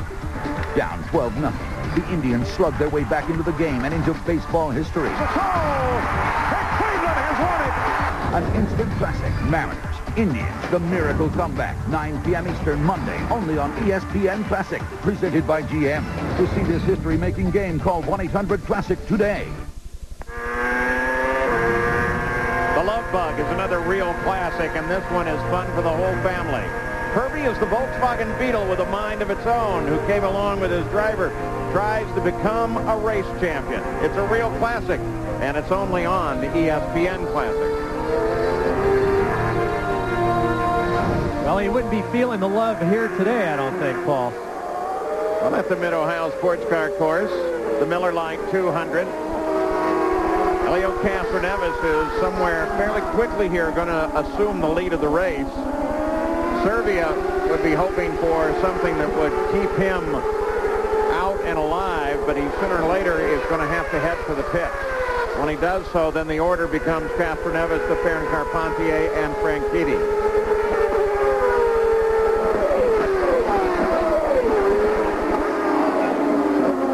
Before we left you, we showed you Cristiano D'Amato, and here is Tagliani as he made a move on D'Amato and picked up 10th. Just outbraked him at the end of the straightaway, slides inside, very clean pass. So very much like last year, Castroneves does the passing in the pits. Bill DeFerrin leads early, Castroneves leads now. And after last year's 1-2 finish, it was Penske's first 1-2 finish since 1994 back in Nazareth. They went on to then finish 1-2 at Laguna. And it looks like they're going to repeat that 1-2 finish, but you never know. Carpentier staying within striking distance. Franchitti, Tracy, and the rest just a little farther back. Comparison. Last year, this year looking very much the same. Castroneves this year has led over twice as many laps on the road and street courses as the next closest driver. So where Kenny Brex has shown the dominance on the ovals, Castroneves has been dominant on the street and road courses. So the interval that's going to matter is that between Castroneves and DeFerrin. Right now it's an interval of only 1 second and about a second and a half back to Carpentier and Franchitti. So those four are without question in the fight. And there's Serbia. Still keeping that babe out there. Jan Vikas. Well, you talk about intervals, Paul. That could be also an important interval if Oriol Serbia can push hard using all the fuel that he wants to try and get a big enough gap on Castroneves to maybe get a splash and get back out in front. So the team has been encouraging him, just push, push, push, do everything he can to lengthen that gap. At the moment, he's going to need a bigger gap than he has right now to pull that off. He's just about at 10 seconds now in front of Castroneves. He's going to have to pull that out to at least 25 to 30 seconds to make that happen. He's going to have to find a shortcut if that's going to occur. I didn't hear the answer to the question as whether or not he's going to want tires. 9.4 seconds was the interval at the line. Overall impact's about 37 seconds overall. I was listening, Paul. He just didn't say anything. He's thinking about it. Yeah. Giving it a little thought. Well, he's a heavy thinker. A very intelligent young man. Very frustrated this weekend. Showed great speed earlier during the year. Just this track is so difficult to get the setup right. You have to have enough support from the springs and the shock absorbers to handle all the transitions so the car turns in quickly and give the car support in the faster corners. But if you do that, then over all these rises, it launches the car in the air. So the car then has to be compliant enough to allow the wheels to droop and follow the road surface. Do that too much and the car's too sloppy, too soft, and doesn't have a lot of grip on the higher speed course. So you're back in the field. That's Dixon closing up on Gidley. This fight is for 14th. A little better view of the elevation changes here at Mid-Ohio. TV tends to flatten everything out. There's over 320 feet of total elevation change. Here it goes downhill onto a plateau, then downhill again onto the pit straight, and then it comes back uphill. So the drivers, it's just not a matter of left, right, left combinations. It's also uphill and downhill. And you actually get almost negative G's or at least 0 G's coming over the top of some of these. So you weren't belted down. You would float up in the seat. You see Dixon looking around the outside. That's not going to work. Just trying to get a better line for the exit on Bruno. Trying to maximize his Renard's advantage over the Lola of Bruno Junqueira. On Gidley. Excuse me, on Gidley. Sorry about it. Thanks, Paul. You're welcome. Got to get at least a couple misidentifications in every broadcast just to... For Oriol Serbia, this is only the third race that he has ever led. Now he relinquishes that lead. Led at Michigan last year and this year. He's going to take on 20 gallons of tyres, nice and steady. Okay, reset fuel. Keep your revs up. Nice and steady, wait. Go, go, go, go, go, go, go, go. Watch his speed, watch his speed. So a time stop because they were able to go so much farther. They didn't have to take a full fuel load. It'll be interesting to see where he blends back out. I can tell you it's not going to be good, guys, because he just went by us at pit exit, and a ton of cars have already gone through here. Yeah, Gidley and Dixon went by. Looks like it's going to come out 15th, 16th, or 17th. The front of the field is pretty closely packed. In fact, it's 12 seconds that separates the first 10 cars on the track right now. Castroneves, of course, picks up the lead, and everybody comes forward. So Castroneves is back in front with Oriol Servia's pit stop. Now the Penske team's going to have to fight one another.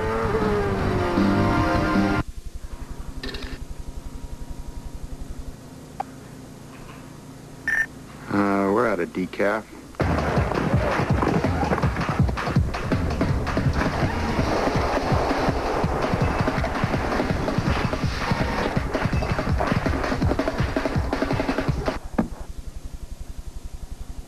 Nextel, how business and racing get done. Want to get you right through? Get Nextel Direct Connect, the digital two-way radio feature.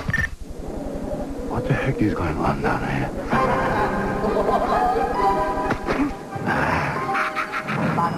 Am I in the right place? I thought it would be hotter. How is this possible? Wow, Jim Young actually bought a round? Thought you'd never see the day? Grab a Miller Lite. It's Miller time.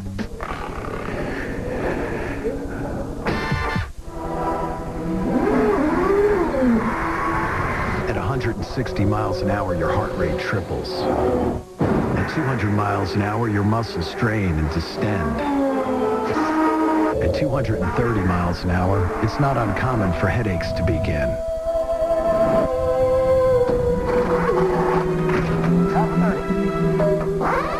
And that's just what the crew is going through. Hey, you're clear, you're clear. NFL preseason week continues on ESPN. Monday night, the Dolphins head to Tampa for an in-state warm-up as Jay Fiedler looks to find holes against Warren Sapp and the Bucs' stifling defense. Dolphins, Bucs, 8 p.m. Monday. Well, there was a standing room only crowd Friday night for Kara's Taste of Cart. 400 people took advantage of the opportunity to eat in all the different hospitality areas, meet with the drivers, and it all went for Kara Charities. $28,000. Elio Castroneves is the leader. DeFerrin is second.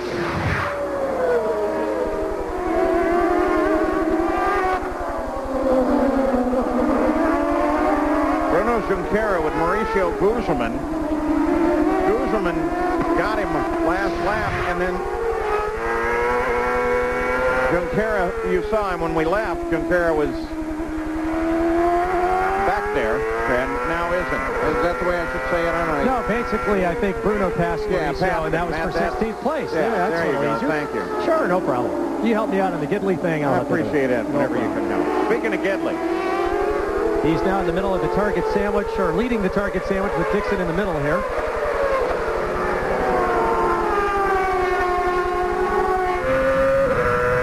Dixon's got a good run now on Gidley coming up to the keyhole. I'll look outside, inside now. Forget it. Yeah, Bruno better be looking in the mirrors, but Bruno's right there. Yeah, see, this is the exit that's so important at this corner. Gidley nailed it. Dixon trying to distract Gidley on the entry. Didn't nail it. That gave Bruno an opportunity to get right up on his gearbox, see if he pulls out and looks here. Nope. Well, you remember in that very corner, the incident involving Adrian Fernandez? Well, he's okay and ready to talk to us. He is. He's back on pit road. Adrian, it sounded like the throttle may have stuck. What happened down there? It was a major brake failure. When I went to brake there, the pedal went all the way to the floor. And then what happened is also accelerates, you know, because it goes all the way down. So I had no, I mean, I didn't have any warning before about that. And I tell you, it was scary because it was a long time that I couldn't do anything. So I had the hands device, and the only thing I did, because I knew that it was going to be a head impact, I put my head forward, and you know, it was as a soft impact. I mean, they did a good job with the tires. Now, when your foot went down, obviously it must have caught the throttle because we could hear the engine racing. Could you not get your foot off the pedal? Well, what happened is I was trying to pump it out, but it couldn't. And so, you know, your instinct is you want to brake. And the brake, when it goes so low, it hits the throttle also, you know, the cable of the throttle. So I was accelerating with the brake pedal at the same time because it was so low. So it was one of those situations that you try to slow down and you just basically can't do anything. And it's a shame because firstly we broke the clutch in one of the pit stops, but at that time I had the second or third fastest lap. My car was running really well, but one of those things we just have to keep fighting back, and the good thing is we were running strong, and I'm okay and I'm ready for the next one. Oh, we're glad you're okay, thanks. You're going to ask me about that, aren't you? No. Okay. So go ahead. No. Can I ask you about it, partner? Yeah. Please explain that. Well, what happens, guys, is that you have the brake adjuster cable that goes from the cockpit down that you can adjust the brake bias. That sometimes runs in front of the throttle. So therefore, if the brakes went to the floor, you could have what they call the the brake balance tube and the actual adjustment of that, he was saying he thought got to the throttle pedal. Obviously, they're going to take that car apart and find out for sure. Oh, yeah. As soon as you can get a printout of the telemetry data, Jan, you could bring it up here, and I'd like to have a look at it. That's very interesting. Jill DeFerrin now just kind of waiting station on Elio Castroneves. The interval stretched out a little bit to 2.2 seconds. Castroneves, DeFerrin, Carpentier, 1 through 3.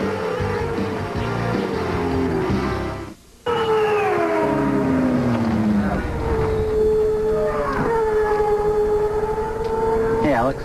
Hi, Michael. After you. Oh, no, after you. No, I insist. Thank you.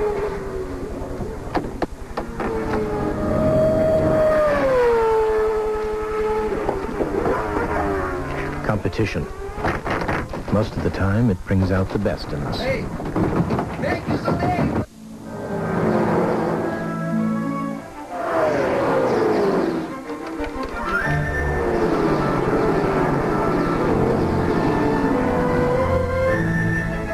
In supporting the NASCAR Weekly Racing Series, True Value is helping young NASCAR drivers become the champions of tomorrow. A little something to think about the next time you're in True Value. True Value. Help is just around the corner. Plastic is anything we ask it to be. At our defense in times of risk. Close at hand to help safeguard our lives and forever evolving before our eyes. It's in the airbag that protects us and a cell phone to connect us. An answer when we need it most. Plastic carries our hopes, letting us all look forward to a safer, more brilliant tomorrow. Plastics make it possible. Oh, sweet.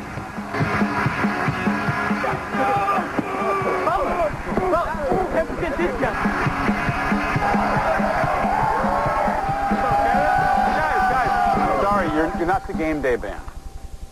We are the game day band. And we're back. College Game Day, presented by Discover Card. Saturday mornings at 10:30 on ESPN.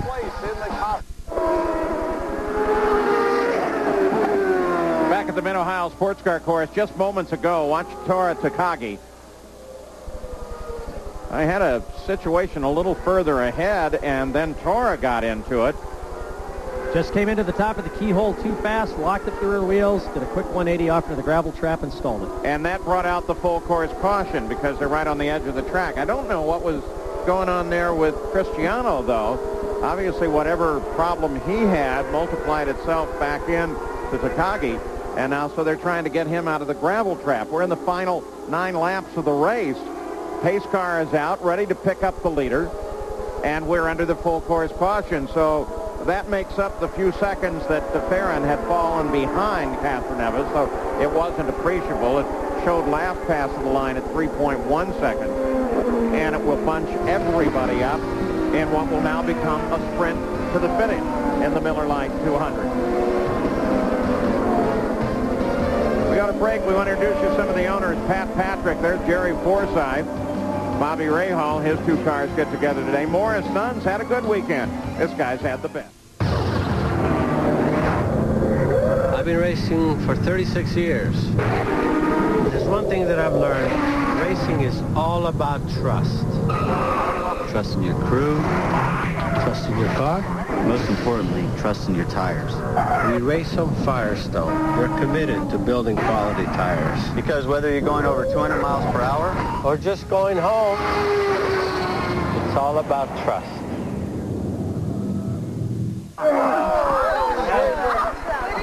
That was so cool. Let's celebrate. Okay. One apiece.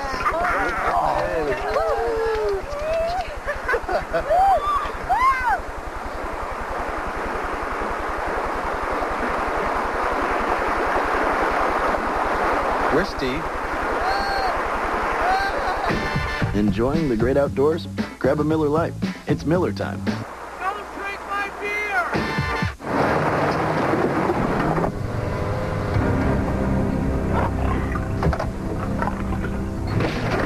A Food down, walk away, nobody gets hurt.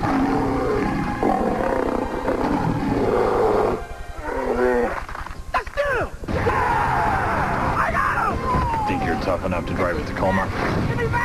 Join the club. Introducing the double cab with over 5 feet of bed length. You just can't mess with a man's salad. Word up.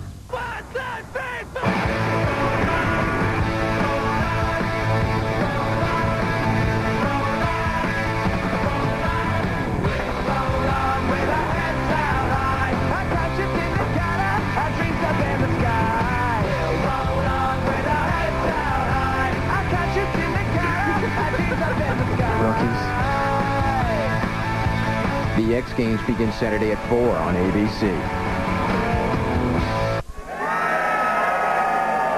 Well, there's the Newman Haas fans. Currently, their drivers sit in 9th and 11th. Fittipaldi 9th, D'Amata 11th. Full course caution. Here are your current standings. Field all bunched up, and next time around, we should see the green flag. Here's one of the favorite viewing areas, up above 4, 5, and 6. And a moment ago, Tora Takagi, Terry Trammell's trying to get him out of the way. Tora's having nothing of it, and that was why. It'd be pretty embarrassing to get wiped out by your own car. Maybe it's just the car's way of getting even. Coming up the hill now. I can't even begin to touch that. Okay, you're going to do the play-by-play for a while, Parker, because I'm wiped out. Come up the hill, the carousel, and then they'll start to accelerate there. Pretty critical restart. There goes Elio. Goodbye. 7 laps to go, and he said, I'll be restarting now. Yeah, I'm going to... Hope he doesn't catch the pace car. Oh, I think he mistimed that by a little bit. Totally mistimed that one. Now, I meant to do that. Pace car clears the course there on the left. Now he goes. Green flag is out. Can't wait to hear the story on that one.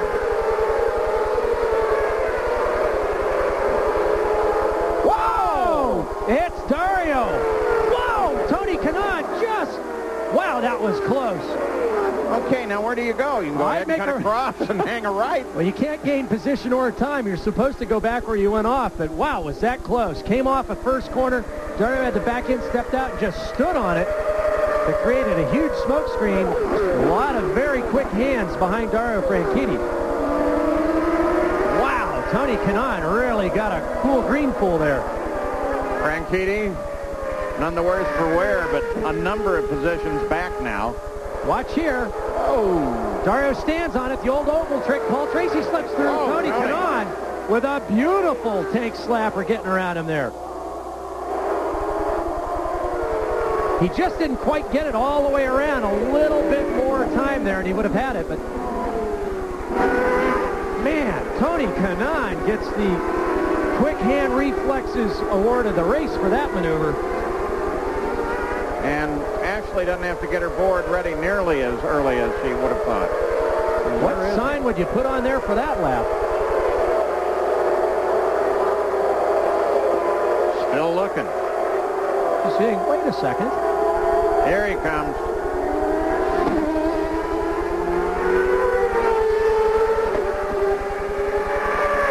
And that is not going to help position in the championship. You know, Breck had his problem. It brought Franchitti back out in 17th. He was 3rd in the championship. Brought him out to 17th position.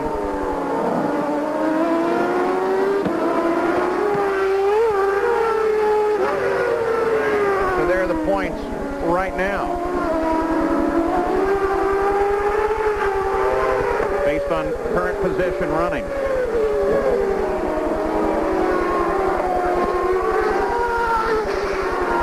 So 6 to go. DeFerrin closed a bit and then has fallen back last cross of the line 1.1 second. And in fact he falls a little further behind as he crosses the last time. And here was Dario's moment as they came back to the green flag just off of turn 1.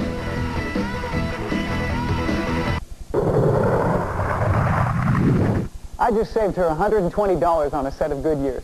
At Mavis Discount Tire, it's our job to save people money on their tires. Mavis even has 4 all-season steel-belted radials for just $99 every day. 4 tires for 99 bucks. Mavis Discount Tire guarantees low prices for the brands you want. Call 1-800-4-TRACTION. We're going to save you money, a lot of money.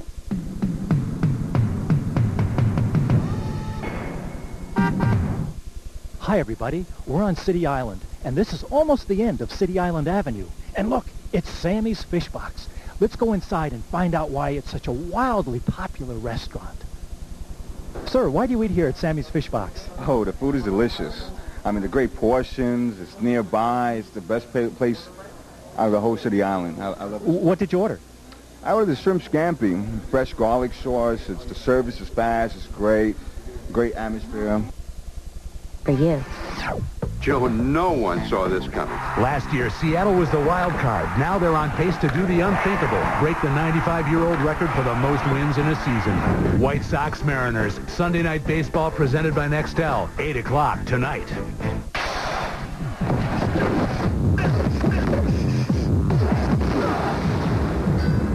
I can still feel his hooks in my ribs. I taste the leather from his uppercuts. So why should I get out of the corner? Because I'd gladly take another 3 minutes of pain for a shot at the title. Wouldn't you? Tuesday Night Fights on ESPN2. Take this guy out. He's ready to go. Back at the Miller Lite 200, the Mid-Ohio Sports Car Course. Ball page with Parker Johnstone. You're watching the leader, Elio Castroneves, and he's pulling out a little further each lap on his teammate, Gil DeFerrin. He may be making a back-to-back run here. Closing laps. A little less than 3 to go now. Here's Patrick Carpentier, currently running third. In the first 9 races, he scored 15 points. Last 3, he scored 50. And he has waited so long. He was so fast in Formula Atlantic and showed great promise coming to kart. And when he had great drives, things didn't go well for him. Beyond his control, when the team had everything organized, he had problems. And finally, it's come right. And when it's come right, it's really happened all at once. What a nice young man, and it's good to see this reward after years of struggle and to repay the faith that Jerry Forsythe and team players has placed in him with re-signing him for next year. He's just come back like a tiger. Yeah, it couldn't happen to a nicer guy. No, you're absolutely great right. guy. And he's closing down on DeFerrin. Yeah, he hasn't given up at all. He knows there are only 3 laps to go, 2 laps to go here shortly. And he is just not giving up. He knows just a small miscue from DeFerrin, and he'll be right there. And DeFerrin, while not prone to mistakes, might be prone to focus too much forward and not defend well enough against Carpentier here in the next lap. Alex Zanardi was given a black flag for passing before the green, but he has not yet responded to the black flag. Gary Gerald, what are they thinking down in the Penske pit? Tim, you get to this point in a race. What are your concerns with only a couple to go in a race that you basically dominated? Let's get to the end here. Obviously, both Marlboro Team Penske crews have done a great job, and Elio's really driven a heads-up race. You know, the first stop, he ran into traffic, and we were going to come in the lap that Gil came in, and he saw the traffic go in. He knew he could go one more lap, and that was a big difference in terms of track position. So it's been a good effort. When you see something like what just happened to Dario Franchitti, does that cause you any concern at all? We're concerned all the time. That can happen at any minute, so we'll see here. Yep. All right. They're waiting for the fat lady to tune up here, boys. The thing about Gil DeFerrin, his teammates now won 2 races this year. Gil DeFerrin hasn't won a race yet. Qualified on the pole here yet again. Was dominant all weekend long. And now trailing his teammate. It's got to be so frustrating for last year's champion. Top 3 were all on the pit straight together. It's a short pit straight here. They come off with a keyhole on the final lap of the run. Carpentier is not going to get a pass done there. He's got to look for a mistake now. They've just told Alex Zanardi's team that they have stopped scoring him because he didn't react to the black flag. Elio Castroneves, Indy 500 champion, One of the more likable guys in the sport. Very shortly going to have a fairly long run to the fence. He'll be looking for the fence. He'll give Gary Gerald something to scale with him maybe this time. Natural terrain road course. What's he going to do when he sees the checkered flag here? They're just ahead. And there is career win number 6 for Elio Castroneves. Great job. Third win of the year. Second consecutive win at Mid-Ohio. And he closes to within 1 point of Kenny Breck for the championship. Man, Elio.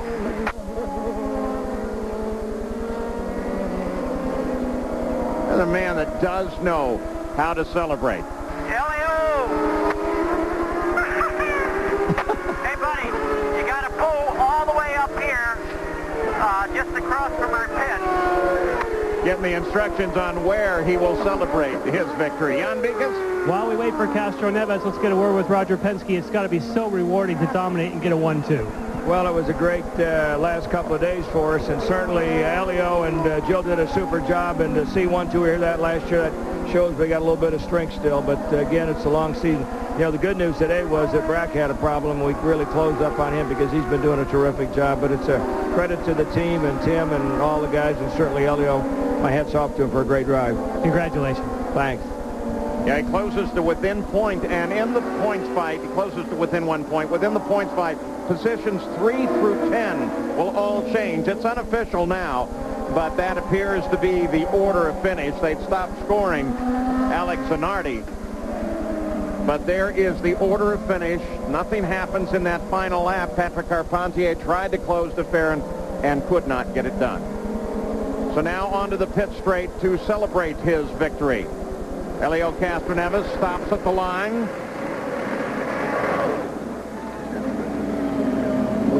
Jill LeFerrin pulls up and nails the throttle, then moves on. Fences over to your right, Elio. To your right, right over here. Yeah, baby. He had a great line to the Winston Cup guys in Indianapolis. His line was, stay off of my fence. So Elio Castroneves, with his trademark fence climbing, has taken the win in the Miller Lite 200. We'll be back.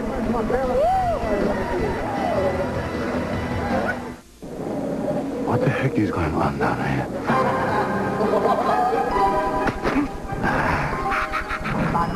Am I in the right place? I thought it would be hotter. How is this possible? Wow, Jim Young actually bought a round? Jim! Thought you'd never see the day? Grab a Miller Lite. It's Miller time. You know, a chief executive is only as effective as the people around him. And so tonight, I see this as an honor for all our people. Their intelligence, professionalism, and their poise.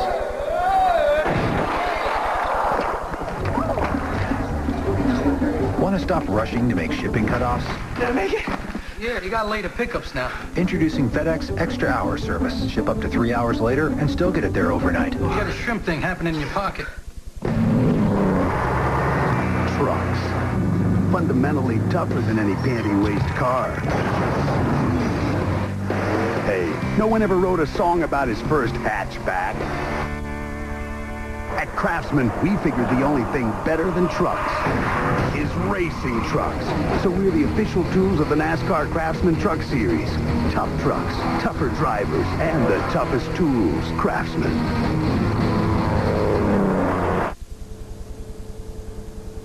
Grandpa? Where is the most exciting car racing happening today? I'd say in the CART Toyota Atlantic Series. Each car receives an identical Toyota fuel-injected engine. So what's the difference? Skill and guts. These are 60 to 100-mile sprint races with no pit stops.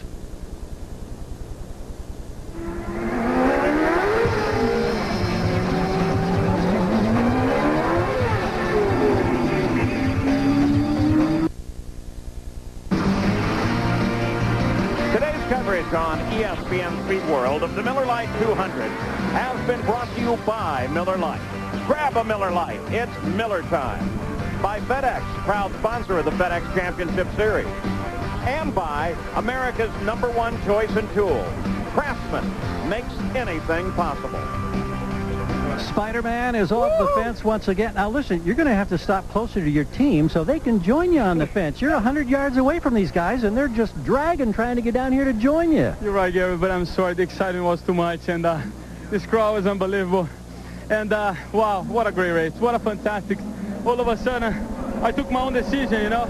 Not going to stay one more lap. I knew I could do it. This is now on the first pit stop that proved to be the critical point and actually made it almost a rerun of what happened last year. Was that your plan? It's the replay. I thought it was going to repeat it this year, but no, I tell you, Gilles did a great job. Our team Penske did a fantastic job, even more to get 2 cars in a row again. I finished 1 and 2. Let's keep going. Let's keep going. Any concerns, any close calls? Just last yellow because I was kind of with a 5-second lead, and all of a sudden everybody packing up again. But no concern. Woo! No concern. He savors it, Jan. And with a very disappointed Kenny Breck. Kenny, I know you desperately wanted to score some points here this weekend. Tell us about the incident with you and your teammate Max Pappas.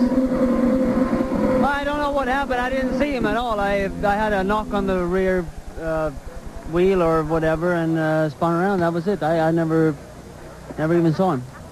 Your team boss, Bobby Rahal, here this weekend, just came over and put his arm around you. What did he have to say?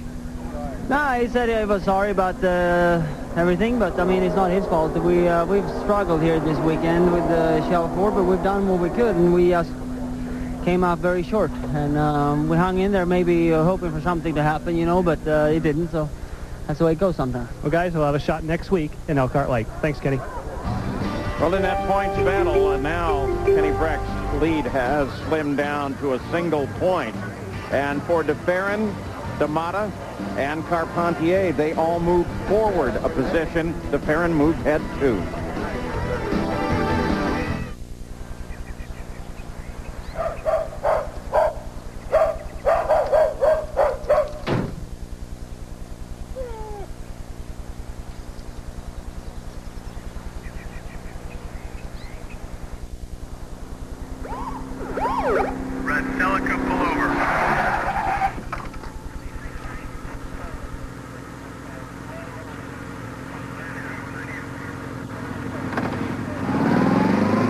Before I quit smoking, I asked my doctor, is Nicorette safe? And he said, of course Nicorette is safe. Smoking is not. Nicorette has been proven safe and effective in dozens of clinical trials. And Nicorette offers the Committed Quitter Support Program, which my doc said is clinically proven to increase my chances of success by up to 50%. And when he told me that only Nicorette comes in mint and orange, I knew that that was the right choice for me. So I took my doctor's advice, and you know what? It worked. You can do it. Nicorette can help. More riders. More classes. More championships. More than ever. Suzuki. Rising stars to superstars.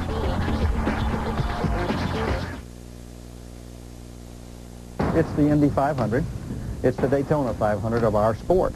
It's the oldest with the most tradition, and it has become, over the years, the most important race. If you ask anyone in drag racing if they could win one race, have one wish, and it would be the U.S. Nationals because of tradition and years of knowledge of that sport.